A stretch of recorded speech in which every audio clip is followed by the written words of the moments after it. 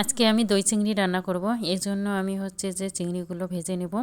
তবে হচ্ছে যে খুবই কম সময়ে 30 সেকেন্ডের মধ্যে আমি ভেজে নিয়েছি। এখন চিংড়ি মাছগুলো তুলে নিলাম। আর আমি পেঁয়াজ বেরেস্তা করব, এর জন্য হচ্ছে কিছুটা পেঁয়াজ আমি দিয়ে নিলাম।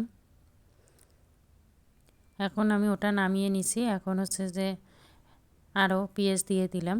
পেঁয়াজটা ভাজা হয়ে গেছে। এখন আমি হচ্ছে আদা, জিরা, রসুন বাটা, হলুদ, লবণ আর শুকনো মরিচের গুঁড়া দিয়ে দিলাম। আর টক দই দিয়ে দিলাম। এখন মশলাটার গন্ধ যাতে না থাকে সেই জন্য সবগুলো মশলা আমি ভেজে নেব।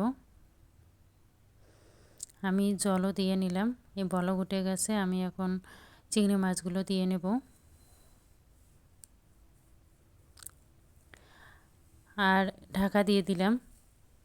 এই তো রান্না প্রায় শেষ। তো পেঁয়াজ বেরেস্তা দিয়ে দিলাম আর একটুখানি ঘি দিয়ে দিলাম। এই দেখেন আমার রান্নার পর লুকটা কত সুন্দর হয়েছে দেখতে।